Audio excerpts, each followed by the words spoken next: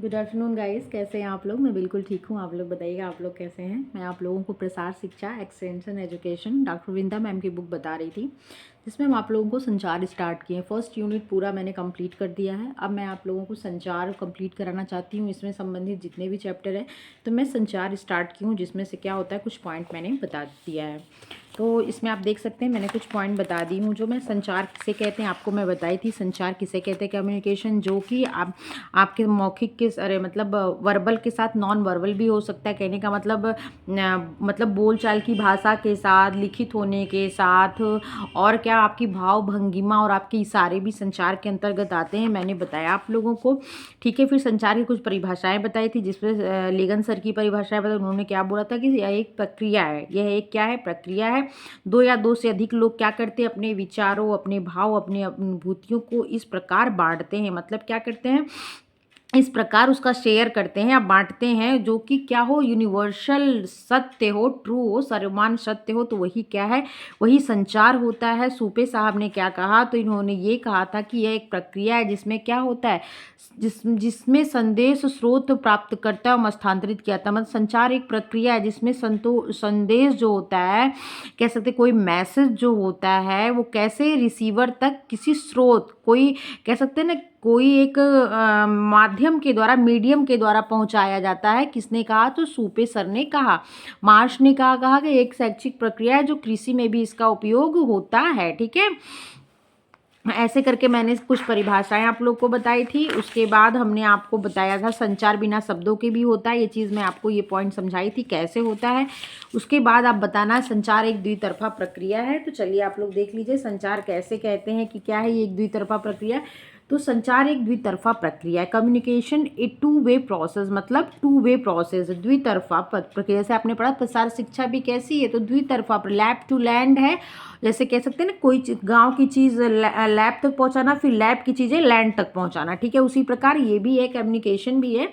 ये भी द्वितरफा प्रक्रिया, जिसमें क्या होता है, कम से कम दो व्यक्तियों के बीच संपन्न होता है। दो व्यक्ति, ये अपनी बातें कहते हैं, वो अपनी बातें कहते हैं, या ये कहते हैं वो सुनते, ये कहते हैं तो कह के सेटिस्फाइड होते हैं, वो सुन के समझ के क्या होते हैं, जब दोनों लोग सेटिस्फाइड होते हैं, मतलब क्या है, संचार सफल हो गया।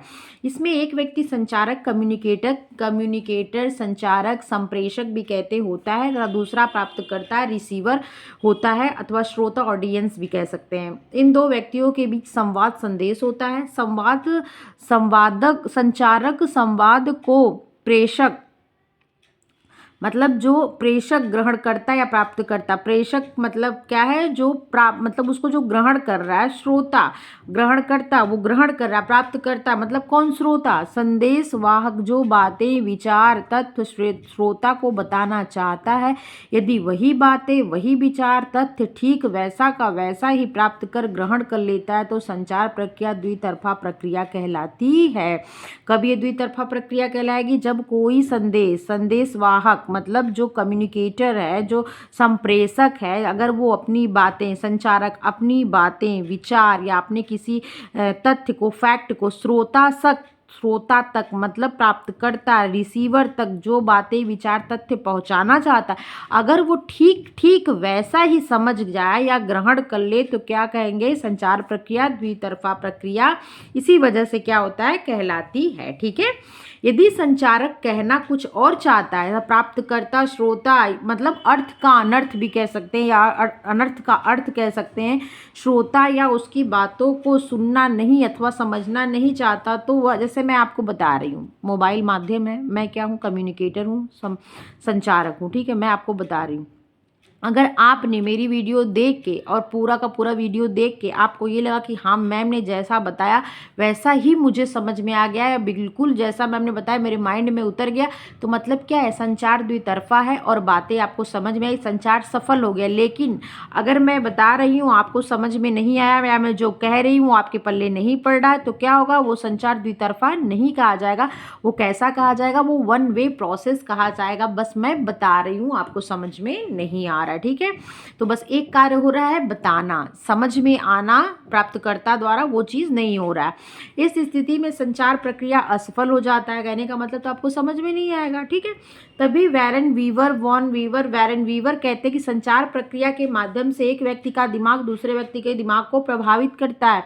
अब आप इस बात को समझ रहे होंगे कि वीवर महोदय ने कहा कि संचार की जो प्रक्रिया है वो कि एक व्यक्ति का दिमाग, मतलब जो कह रहा है, जो कम्युनिकेटर है, जो संचारक है, वो क्या है, उसका दिमाग दूसरे व्यक्ति के दिमाग को अपनी बातों, अपने विचारों, अपने अनुभवों, अपने प्रभावों, इंप्रेशन के द्वारा अगर प्रभावित कर लेता, उस पर इंप्रेशन डालता है, यही क्या है, तो यही संचार है। किसने कहा? वैरन वीवर ने कहा। ओपी धामा ने क्या कहा कि it is essential that the transmission of fact और or information is a carrier in such a manner that the meaning intended at the use of the message in understood by the communicators so that is the becomes a two-way process। वही उन्होंने भी कहा है कि जब क्या होता है, कोई बताए और कोई उसी रूप में समझ लेता है तो वही क्या कहलाता है? द्वितरफा पद्धति कहलाती है। ओपी धामा जी ने भी वही बात कही है। संचार प्रक्रिया मानव जीवन के जन्म से प्रारंभ होती तब मृत्यु के साथ ही समाप्त होती है।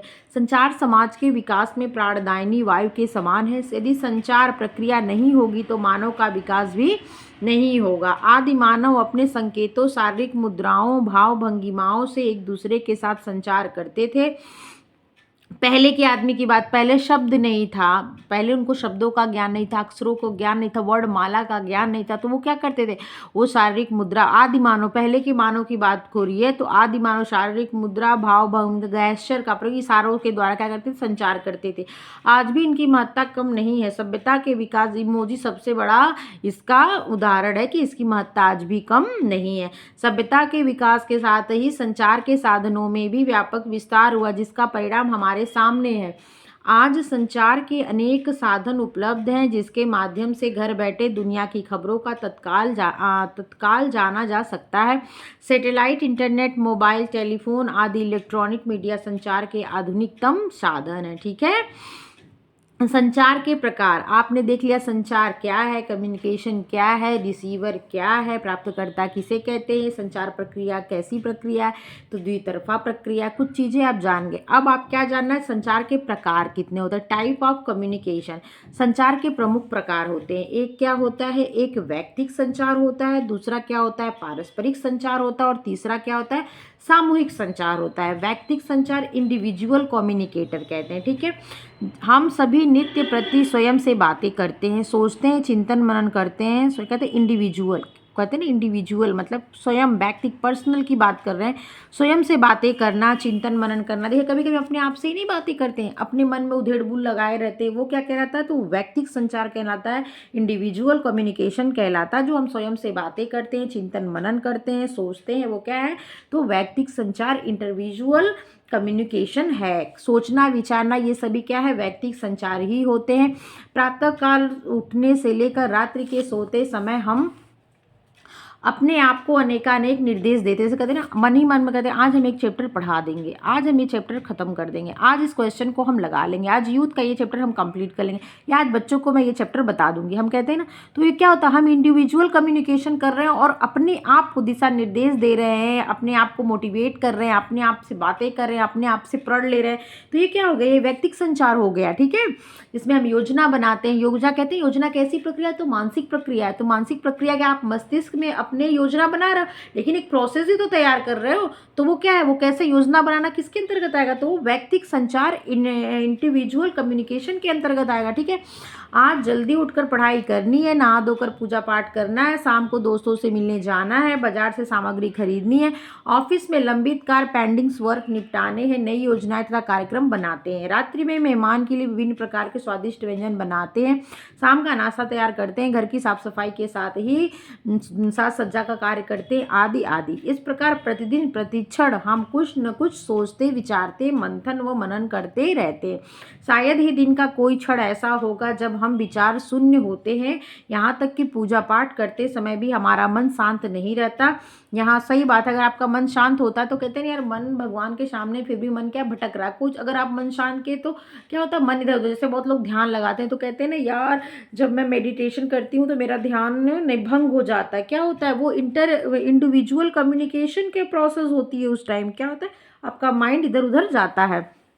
नेक्स्ट आता है पारस्परिक संचार, जिसे इंटरपर्सनल कम्युनिकेशन कहते हैं। तो इसमें क्या होता है, दो व्यक्तियों होना जरूरी होता है। इंटरपर्सनल में क्या होता है, दो व्यक्तियों के बीच हुई बातचीत पारस्परिक संचार के अंतर्गत आती है। जब हम दूसरे लोगों से बात विचार करते हैं, अपने अनुभवों को बांटते हैं, समस्याओं का समाधान करते हैं, कुछ कहते हैं, सुनते हैं, तो पारस्परिक संचार कहलाते हैं। प्रायः सोकर उठते ही हम सबसे पहले अपने माता पिता का चरण छूकर आशीर्वाद लेते हैं, अपने से छोटे भाई बहनों को नमस्कार करते हैं, माता अपने पुत्र को प्यार करती है तब पढ़ाई पर ध्यान देने का निर्देश देती है। पति पत्नी, समझ लीजिए एक एग्जाम्पल है क्वेश्चन, पति पत्नी को चाय पीने के आग्रह करती है। तो किस प्रकार का कम्युनिकेशन है, तो पारस्परिक संचार है। ठीक है, अब चाय पीते वक्त दूसरे से बातचीत करते हैं। जो लोग अकेले रहते हैं वे भी अपने नौकर पड़ोसियों, दूध वाले, अखबार वाले से बातचीत करते हैं। इस प्रकार दो व्यक्तियों के बीच हुई वार्ता क्या कहलाती है, पारस्परिक संचार कहलाती है। नेक्स्ट है सामूहिक संचार, जिसे ग्रुप कम्युनिकेशन कहते हैं। जब व्यक्ति अपने समूह के लोगों से बातचीत करता है तो उसे सामूहिक संचार कहते हैं। हर एक व्यक्ति का अपना एक अलग समूह होता है। एक समूह तो अपना अपना निवास स्थान पे होता है, जिसमें उसके माता पिता, भाई बहन, चाचा चाची, मतलब अपनी फैमिली ग्रुप हो गया। ठीक है, एक के अंदर फैमिली ग्रुप आता है। दूसरा क्या होता है, सामाजिक ग्रुप होता है, सोशल ग्रुप भी लोगों को होता है। अपने सबके अलग अलग, स्कूल का ग्रुप होता है, कहते हैं हमारा टीनेज का ग्रुप था, हम पढ़ते थे, हमारे फ्रेंड्स थे। तो ग्रुप क्या होता है, समय के हिसाब से बदलते भी जाते हैं। यदि परिवार एकांकी न्यूक्लियर है तो उसके परिवार में पति पत्नी, अविवाहित पुत्र पुत्री रहेंगे। ठीक है, एकांकी परिवार में कौन होता है, पति पत्नी और उनके अविवाहित बच्चे। व्यक्ति का वार्तालाप मेलजोल परिवार के इन सदस्यों से होता है। व्यक्ति का दूसरा समूह होता है उसका कार्यस्थल। पहला क्या हो गया, फैमिली, फैमिली ग्रुप। दूसरा क्या होगा, जो फंक्शनल ग्रुप, जहाँ पे वो अपना कार्य करता है, फंक्शंस करता है। कार्यस्थल से तात्पर्य जहाँ व्यक्ति नौकरी कार्य करता है। यदि व्यक्ति नौकरी पेशा वाला है तो कार्यालय के लोग उसके समूह होते हैं। यदि व्यक्ति विद्यार्थी है तो स्कूल कॉलेज उसका समूह होता है। यदि व्यक्ति व्यवसायी है तो दुकान तथा ग्राहक उसके समूह होते हैं। इस प्रकार समूह में लोगों से बातचीत करता है। अगला आता है सामाजिक संचार, सोशल कम्युनिकेशन। मनुष्य एक सामाजिक प्राणी है, इस नाते वह समाज के विभिन्न लोगों से बातचीत करता है, अपने अनुभवों को बांटता है। जैसे धोबी से बातें करना, दूध वाले से बातें करना, पड़ोसियों से मिलना जुलना। समाज में विभिन्न जाति, धर्म, संप्रदाय, वर्ग के लोग रहते हैं जिसपे व्यक्ति का वार्तालाप होता है। यहाँ एक पृथक समूह होता है जिसके सदस्य व्यक्ति, परिवार तथा कार्य क्षेत्र से जुड़े होते हैं। लोगों से भिन्न होता है। पर्व त्योहार के समय, धार्मिक स्थलों पर, किसी विशेष आयोजन पर इस समाज के विभिन्न लोगों से मिलते एवं वार्तालाप करते हैं। नेक्स्ट आता है जनसंचार, मास कम्युनिकेशन जिसे कहते हैं। मानव सभ्यता के विकास के साथ ही संचार के साधनों में भी व्यापक विस्तार हुआ है। इलेक्ट्रॉनिक मीडिया तथा कंप्यूटर के विकास के फलस्वरूप व्यक्ति में चांद को छूने की लालसा जाग उठी। लोग चांद से लेकर मंगल ग्रह तक पहुंच गए, वहां के वातावरण की जानकारी प्राप्त कर रहे हैं। समूचा संसार एक छोटा सा घर जैसा हो गया। किसी भी देश के व्यक्ति से हम बैठे बैठे बातें कर सकते हैं, समस्या समाधान कर सकते हैं। इंटरनेट या सैटेलाइट से वहाँ के दृश्यों को देख सकते हैं। इलेक्ट्रॉनिक मीडिया तथा कंप्यूटर ने संचार के नवीन आयाम दिए तथा उसे भी सूक्ष्म तथा शक्तिशाली बना दिया। संचार मात्र एक नज़र में, संचार कैसी प्रक्रिया है, द्वितरफा प्रक्रिया। संचार बिना शब्दों के भी हो सकता है। संचार के प्रकार कितने हैं, तो व्यक्तिगत संचार, पारस्परिक संचार, प्रकार 5। व्यक्तिगत संचार इंडिविजुअल कम्युनिकेशन, पारस्परिक संचार इंटरपर्सनल कम्युनिकेशन, समूह संचार ग्रुप कम्युनिकेशन, सामाजिक संचार सोशल कम्युनिकेशन एंड जन संचार मास कम्युनिकेशन। इंडिविजुअल का मतलब जो हम स्वयं से बातें करते हैं, स्वयं को निर्देश देते हैं। पारस्परिक संचार में दो व्यक्तियों का होना जरूरी है। समूह संचार क्या होता है, जिसमें आपके फैमिली ग्रुप हो सकता है और अगला फंक्शनल ग्रुप जब कार्यस्थल जहाँ पे आप काम करते हैं। सामाजिक संचार आपका जो समाज सोशल जो आपका मेल जोल है उसमें बना हुआ जो आपका आप में जो वहाँ पे कम्युनिकेशन होता है उसकी बात। जनसंचार जो मास मीडिया, जो मास इंटरनेट की जो सुविधाएं, जो एक देश से दूसरे देश, एक ग्रह से दूसरे देश पे बातें भेजी जाती है, वो जनसंचार के अंतर्गत आता है। ठीक है, आपको यहाँ तक क्या है चीज़ें समझ में आ गई होंगी। अगला है प्रचार कार्य में संचार का महत्व। तो मैं पॉइंट वाइज बस बता देती हूँ, इसका फिर मैं आगे कल एक्सप्लेन करूँगी। देख लीजिए, प्रसार कार्य में संचार का महत्व, importance of communication in extension work. तो इसमें कुछ पॉइंट से देख लीजिए। प्रसार कार्यक्रम के लक्ष्यों तथा उद्देश्यों को प्रसार करना। प्रसार कार्यक्रम के लक्ष्यों तथा उद्देश्यों का प्रसार करना क्या प्रसार कार्य में। अब तक आपने क्या देखा, बस संचार देखा, संचार किसे कहते हैं। अब इस संचार का प्रसार कार्य मतलब आप एक्सटेंशन एजुकेशन या एक्सटेंशन वर्क में इसका उपयोग क्या है वो देख लीजिए। तो प्रसार कार्यक्रम को उनके लक्ष्यों उद्देश्यों का मतलब उनका प्रसार करना है क्या है, तो वही कह सकते हैं कि वो संचार है। लोगों के व्यवहार में परिवर्तन लाना, और आप क्या पढ़ रहे हैं, प्रसार में। नवीन विचारों तत्वों तकनीकों को जनता तक पहुंचाना, नवाचारों को अपनाने में आप देखिए क्या होते हैं, कुछ अग्रग्राही, शीघ्रग्राही, लेट ग्राही मतलब लेट मेजॉरिटी। फिर उसके बाद आपने क्या देखा था, उसके बाद हम देखे थे लैगार्ड किसे कहते हैं। फिर उसमें देखे थे एक इच्छित होते हैं, शीघ्र इच्छित होते हैं, और एक क्या होते हैं, किसी चीज़ को लास्ट में एडॉप्ट करते हैं, स्वीकृति उनकी लास्ट में होती है। ठीक है, तो वही होता है नवाचार। आपको मैं ये पिछले अध्यायों में बता चुकी हूँ। फिर आगे है ग्रामीण जीवन के विकास में, खेती के आधुनिकीकरण में। ये आप किस चीज़ का पॉइंट देख रहे हैं, तो आप पॉइंट देख रहे हैं प्रसार का, संचार का प्रसार कार्य में क्या क्या महत्व है, तो वहाँ पे आप इन पॉइंटों को देख रहे हैं। फिर अगला है प्रसार विधियों को प्रभावशाली ढंग से प्रयोग करने में। कुछ ये पॉइंट्स हैं देख लीजिए यहाँ पे मात्र एक नज़र में। प्रसार कार्यक्रम के लक्ष्यों उद्देश्यों को प्रसार करना, लोगों के व्यवहार में परिवर्तन लाने में, नवीन विचारों तत्वों तकनीकों को जनता तक पहुंचाने में, नवाचारों को अपनाने में, ग्रामीण जीवन के विकास में, प्रसार विधियों को प्रभावशाली ढंग से प्रयोग करने में, और खेती के आधुनिकीकरण में। ये क्या है, प्रसार कार्य में संचार का महत्व है। कल मैं इसको क्या विस्तृत में आपको बताऊंगी। आज बस इतना ही। अगर आपको मेरी वीडियो अच्छी लगी तो लाइक शेयर सब्सक्राइब कर दिया। जो लोग मेरी वीडियो देखते हैं, जो सब्सक्राइब करते हैं, शेयर करते हैं और लाइक करते हैं, उन लोगों को बहुत बहुत धन्यवाद। और जो पहली बार मेरी वीडियो देख रहे हैं उनको भी बहुत सारा प्यार। चलिए अपना ध्यान रखिएगा। Take care.